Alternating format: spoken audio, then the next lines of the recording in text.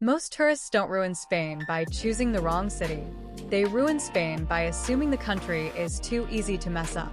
And that's the trap. Spain feels relaxed, beautiful, social, sunny, and familiar enough that people stop paying attention. Then they come home saying Barcelona was too crowded, Madrid was too hot, the food was overrated, and the whole trip somehow felt more exhausting than expected. Not because Spain disappointed them, because they misunderstood how Spain actually works. There are 7 mistakes tourists make in Spain, and they usually fall into 3 categories. They misread the rhythm of the country, they underestimate the pressure in the most famous places, and they plan Spain like a checklist instead of a real place. And the funny thing is that most of these mistakes are not dramatic. They are small decisions that slowly change the entire trip. The first mistake is treating Spain like one simple destination. Spain is not one mood. Madrid is not Barcelona. Barcelona is not Seville. Seville is not San Sebastián. Mallorca is not Granada. And August in southern Spain is not the same trip as May in northern Spain. If you understand that, Spain becomes richer. You stop asking, should I visit Spain? And start asking, which Spain am I actually choosing? But if you don't understand it, you end up planning a trip around one vague idea of sunshine, tapas, beaches, and pretty streets, and then you get surprised when the real country does not behave like the postcard. The second mistake is going to the most famous places at the most obvious times and acting surprised when they feel crowded. Spain is one of the most visited countries in the world, so this is not some hidden destination waiting for tourists to discover it. Places like Barcelona, Madrid, Seville, Malaga, Mallorca, Ibiza, and the most famous coastal areas are not just popular. They are operating under serious tourism pressure. If you know that before you arrive, you plan differently. You book major attractions earlier. You avoid building every day around the most obvious landmark at the busiest hour. But if you don't know that, Spain starts feeling like a queue with good architecture. Barcelona is the best example. The Sagrada Familia, Park Güell, the Gothic Quarter, Las Ramblas, and the beach can all be worth visiting, but not if you arrive expecting them to feel effortless in peak season. The city can be beautiful and overwhelming at the same time. That is what tourists often miss. The problem is not that Barcelona is overrated. The problem is that many people visit the most crowded version of it and think that is the whole city. The third mistake is not taking petty theft seriously, especially in crowded tourist zones. Spain is not usually dangerous for tourists in the way people imagine when they hear the word safety. The real issue is much more ordinary. Distracted tourists, busy metros, open bags, phones on cafe tables, and people walking through crowded areas like nothing can happen because the street looks beautiful. If you understand that, you relax without becoming careless. If you don't, you become exactly the kind of visitor pickpockets are hoping for.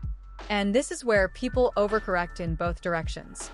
Some travelers act like Barcelona is a disaster zone. Others act like the whole topic is exaggerated and ignore it completely. Both reactions miss the point. The smart version is simple. Spain is generally comfortable, but the most crowded tourist areas are professional environments. Restaurants are professional. Attractions are professional. Transport systems are professional. And petty theft around distracted visitors can be professional too. The goal is not paranoia. The goal is not making yourself the easiest person in the crowd. The fourth mistake is misunderstanding Spanish time. Tourists hear that people eat later in Spain and treat it like a cute cultural fact. It is not cute when you are hungry at 6 in the evening and the restaurant you wanted is not serving dinner yet. It is not cute when you planned your whole day around a schedule that makes sense in your country but feels slightly wrong in Spain. If you understand Spanish rhythm, the country opens up. Lunch becomes part of the day instead of an interruption. Evenings become alive instead of leftover time.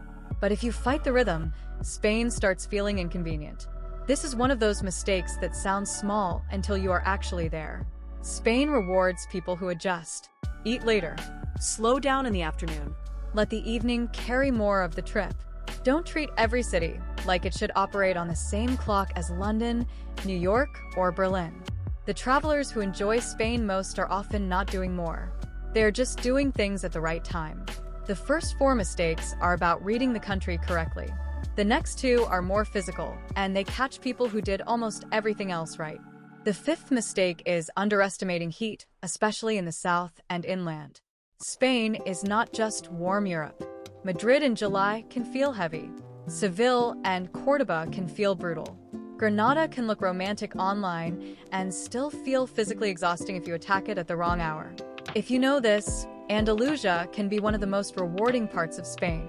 You plan mornings, shade, slower afternoons, and evenings that actually feel alive. If you don't know this, you spend the day wondering why a place you were excited about suddenly feels like a beautiful oven. August is where this becomes especially important. August in Spain looks perfect on Instagram. It can be the worst month to actually travel there unless you know exactly what you're choosing. It can work for beaches, nightlife, islands, and summer energy. But for city walking, inland heat, crowded coasts, and last-minute planning, August can be rough. The mistake is not visiting Spain in August. The mistake is pretending August is just a normal month with better weather. The sixth mistake is eating in the easiest places. Spain has incredible food. Tourists still manage to eat badly there all the time. That's almost impressive. The trap is simple. The easiest restaurant is often the least interesting one. If you sit directly beside the most famous square, with a giant menu in 6 languages and someone outside trying to pull you in, you may still get food. You may even get a decent meal. But you're probably not getting the version of Spain people fall in love with. If you understand this, food becomes one of the best parts of the trip. You walk a few streets away. You eat at more local hours.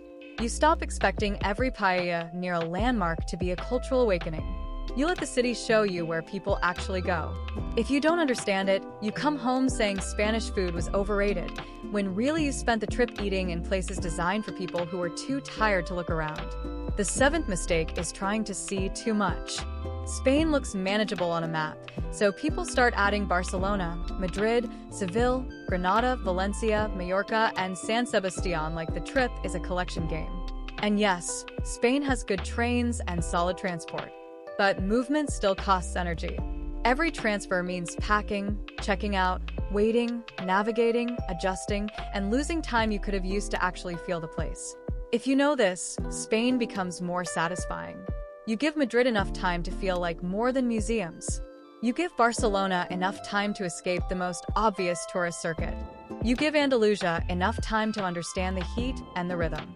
You give the islands enough time to become a trip, not just a photo. But if you don't know this, Spain becomes transportation with tapas in between. So here's the real framework. If you want big city energy, Barcelona and Madrid can be amazing, but plan around crowds and theft awareness. If you want beaches, nightlife, and peak summer energy, July and August can work, but don't expect calm. If you want a more comfortable trip, look seriously at April, May, early June, September, and October. If you want southern Spain, be careful with peak summer heat. If you want islands, book earlier and understand what kind of island experience you're actually choosing. The truth about Spain is that tourists don't usually fail because they choose the wrong place. They fail because they arrive with the wrong rhythm. Spain is not the kind of country that punishes you dramatically. It punishes you quietly. A bad meal here, a crowded landmark there, a day ruined by heat, a city that was fine but never became great. And the difference between those two trips is almost always made before you leave home. Thanks for watching. If you found this useful, smash that like button and subscribe to When to Travel. We're all about helping you make smarter travel decisions. Turn on notifications so you don't miss the next one. And hey, if you think your friends need this, share it. Comment below with your next destination or your biggest travel question. I'm reading all of them. Let's go.